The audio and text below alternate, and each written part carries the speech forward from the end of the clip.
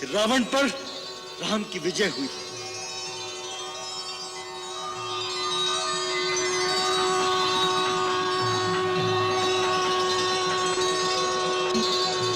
लक्ष्मण, ये विजय केवल राम की नहीं, तुम सबकी है। तुम, महाराज विभीषण, महाराज सुग्रीव, वीर हनुमान, अंगद, जामवंत, नल, नील और ये सारी वानर सेना, इन सब की सहायता से ही राम ये युद्ध जीत सका। ये जीत तुम सबकी है। प्रभु, अपने सेवकों की बड़ाई करना आपकी महानता है। अन्यथा तीनों लोकों में कोई ऐसा योद्धा नहीं है जो युद्ध में आपके सामने ठहर सके। रावण देवताओं से भी परास्त नहीं हो सकता था।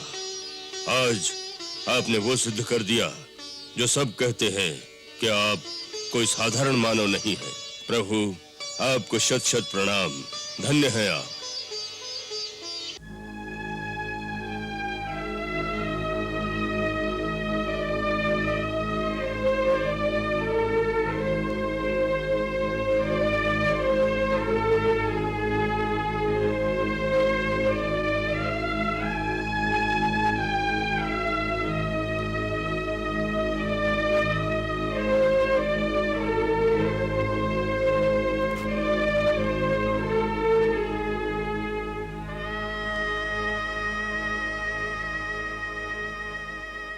जाके मिल गया अहम जो ब्रह्म से,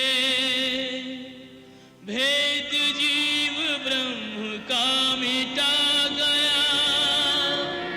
आ गया सिमट के बिंदु सिंधु में, तेज तेज पुंज में समा गया।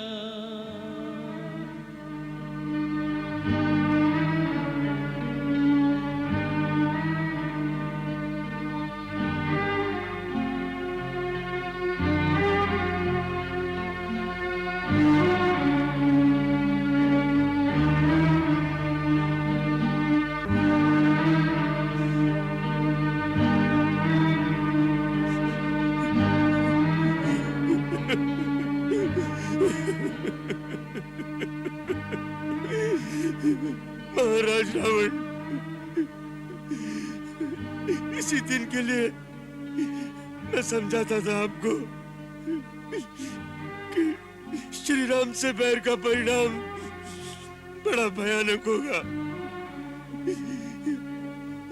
अपने हट के कारण आज राक्षसों का परम प्रतापी राजा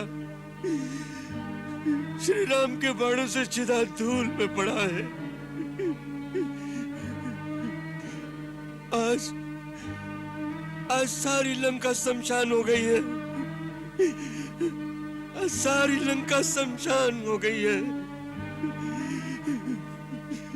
भैया, भैया, आप असुरों में सिंह के समान थे, किंतु आज वैभवशाली सोने की लंका का अधीश्वर धरती पर एक अनाथ की तरह पड़ा है। भैया, श्री राम से बैर की प्रचंड आंधी ने रावण जैसे विराट वृक्ष को स्वजनों परिजनों सहित मूल से उखाड़ फेंका है। आज आपके बिना सारी लंका अनाथ हो गई है। सारी लंका अनाथ हो गई है भैया, सारी लंका अनाथ हो गई है।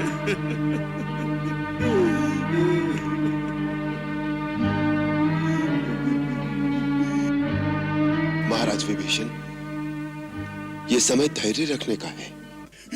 भैया, भैया, मुझे क्षमा कर दो, मुझे क्षमा कर दो भैया।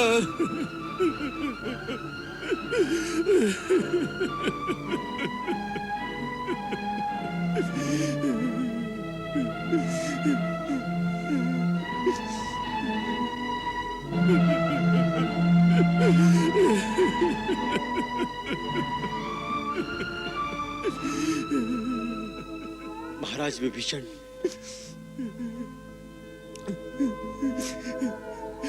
लक्ष्मण भाई, आज आज आज सारी लंका उजड़ गई सारी लंका। पुलस्त परिवार निराधार हो गया। हे वीरवर, एक बाण अपने तरकश से निकालकर मेरे कलंकित जीवन का भी अंत कर दो। आज अपना जीवन मुझे शूल के समान चुभ रहा है। विभीषण जी, मैं आपकी वेदना को समझता हूं। अब पुलस्त वंश का नाम चलाने के लिए धैर्य धारण करके इस होनी को तो सहना ही पड़ेगा। नहीं वीरवर लक्ष्मण, आज मुझे सारा संसार निसार लग रहा है।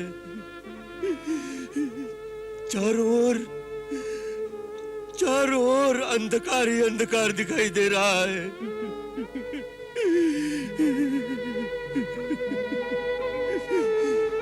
महाराज विभीषण, मित्र, आप स्वयं परम ज्ञानी हैं।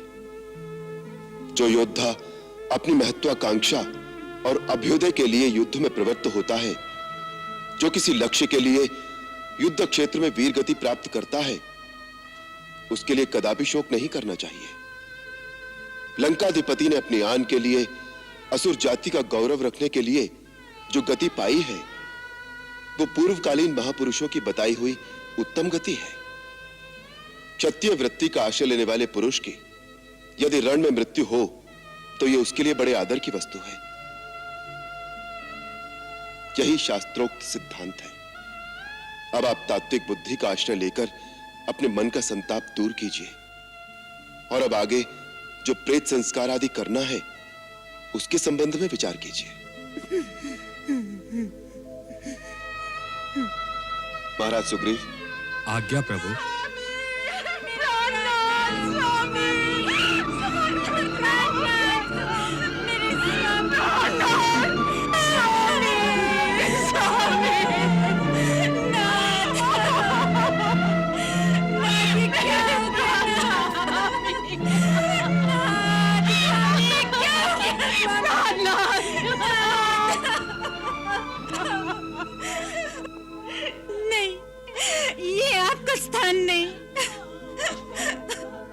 जिनकी ठोकरों से पर्वत दहल जाते थे, जिनके पैरों तले पृथ्वी कांपती थी, यमराज के लिए भी जो साक्षात महाकाल के समान थे, देवता, दानव, नाग भी जिनसे कभी पार नहीं पा सके, आज एक वनवासी मनुष्य ने उन्हें मार दिया।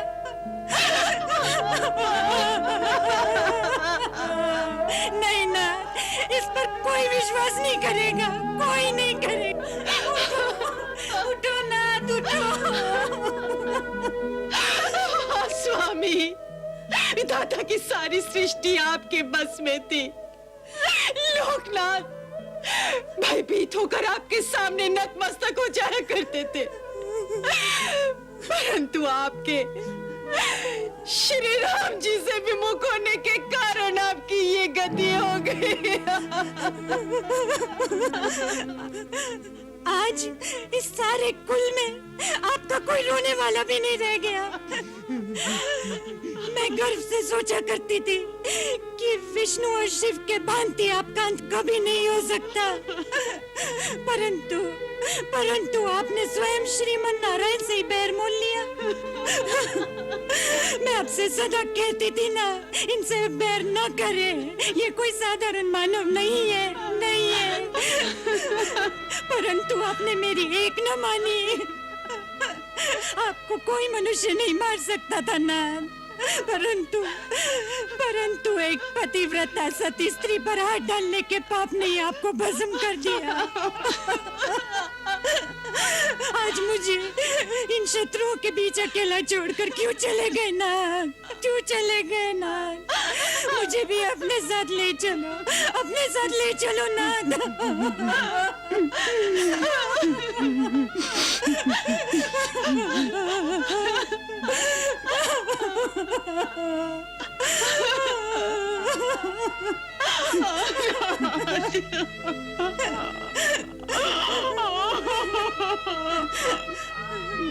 महाराज विभीषण, संयम से काम लीजिए। अपने परिवार की व्याकुल शोक संतप्त महिलाओं को संभालिए, सांत्वना दीजिए इन्हें। महारानी, धीरज धरिए, धीरज धरिए भाभी। भाभी? किसकी भाभी? जब भाई को शत्रु के हाथ से मरवा डाला तो भाभी का नाता कहाँ रहा? क्या इसी दिन के लिए अपने भाई का साथ छोड़ के गए थे? कम से कम आप तो ऐसा न कहो भाभी। तीनों लोग जानते हैं कि मैंने भैया का साथ नहीं छोड़ा था। उन्होंने ही मुझे निकाल दिया था।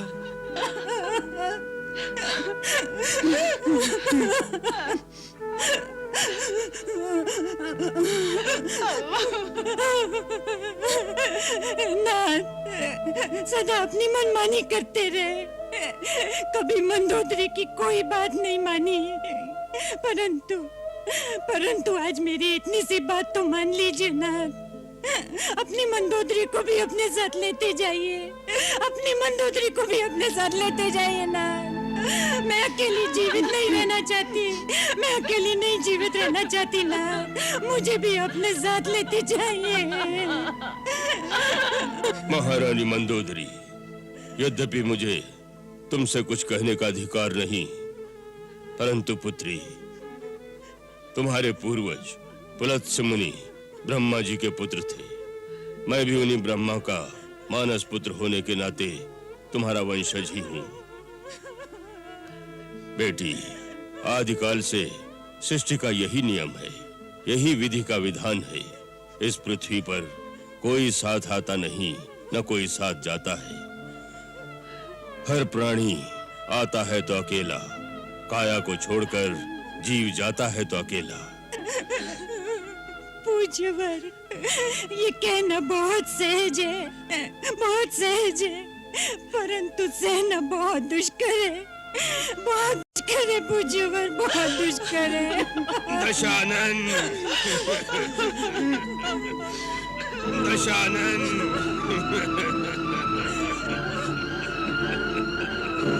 वत्स, मेरे बच्चे।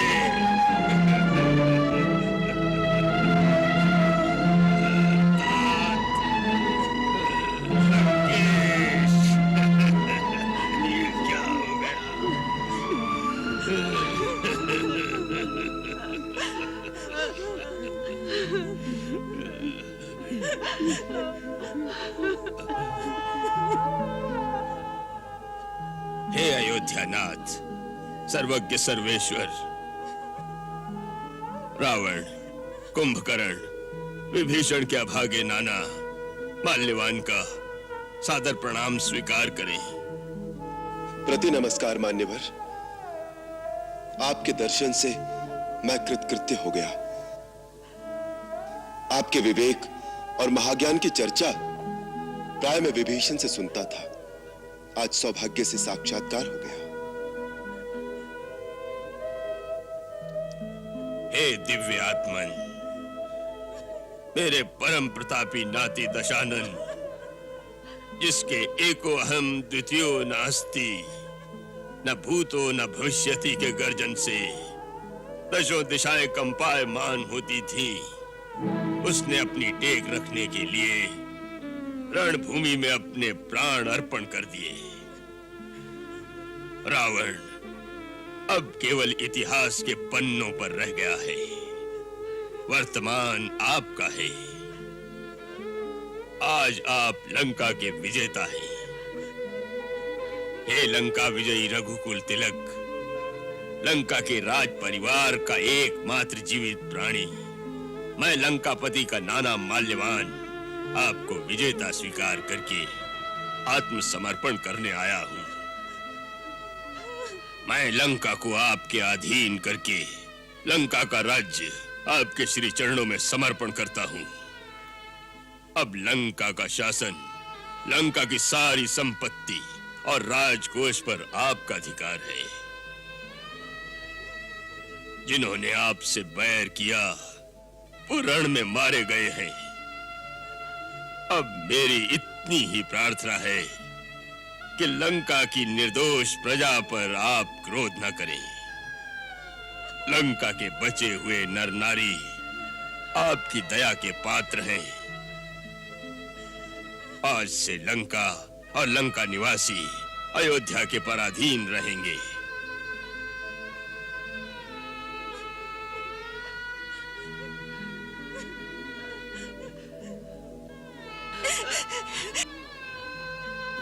माल्यवान जी, ये धरती आपकी है और आपकी ही रहेगी। किसी की धरती पर बलपूर्वक अधिकार करने का न हमारा धर्म है न हमारी नीति है। हम तो पापियों को दंड देने के लिए ही ये धनुष बाण धारण करते हैं। लंका वासियों को अपने अधीन करके परतंत्र बनाने और लंका का राज्य हड़प कर उस पर अपनी सत्ता जमाने के लिए हमने युद्ध नहीं किया।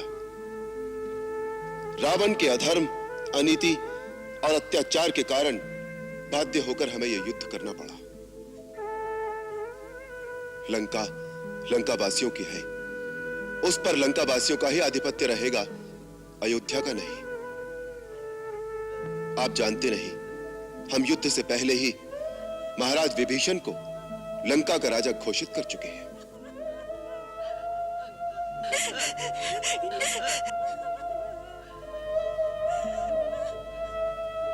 धन्य है रघुवंश मणि, आपकी उदारता धन्य है,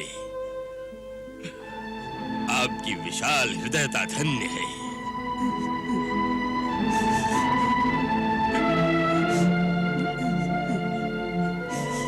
महाराज विभीषण, भावना का त्याग कर कर्तव्य का पालन कीजिए। इस समय सर्वप्रथम कर्तव्य आपका यह है कि अपने कुल की परंपरा के अनुसार शास्त्रोक्त विधि से अपने ज्येष्ठ भ्राता के पार्थिव शरीर का विधिवत अंतिम संस्कार कीजिए। महाराज रावण का अंतिम संस्कार उसी पूरे राजोचित सम्मान के साथ किया जाना चाहिए जिसके वो अधिकारी है। माल्यवान जी, महाराज रावण के पार्थिव शरीर को ले जाकर उसकी अंत्येष्टि कराइए। ये कार्य आपको ही करना है।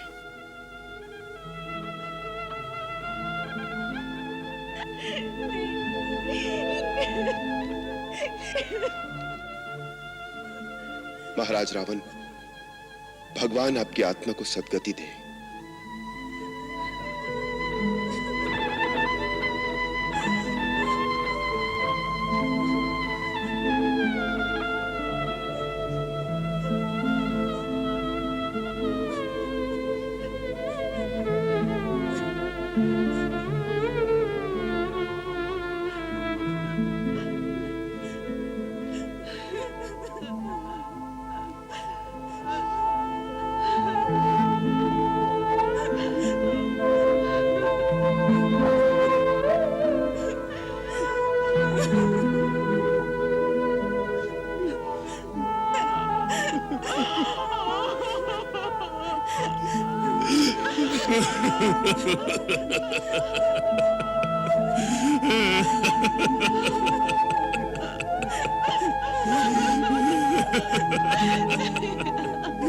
ये भी विधि की कैसी विडंबना है। मैं घर का सबसे बड़ा बूढ़ा बैठा हूँ और जिन्हें गोद में खिलाया था उन्हें एक एक करके कांधे पर उठाकर मैं शमशान में पहुंचा रहा हूँ। मुझसे बड़ा दुर्भाग्य किसका होगा? किसका होगा? किसका होगा? किसका होगा?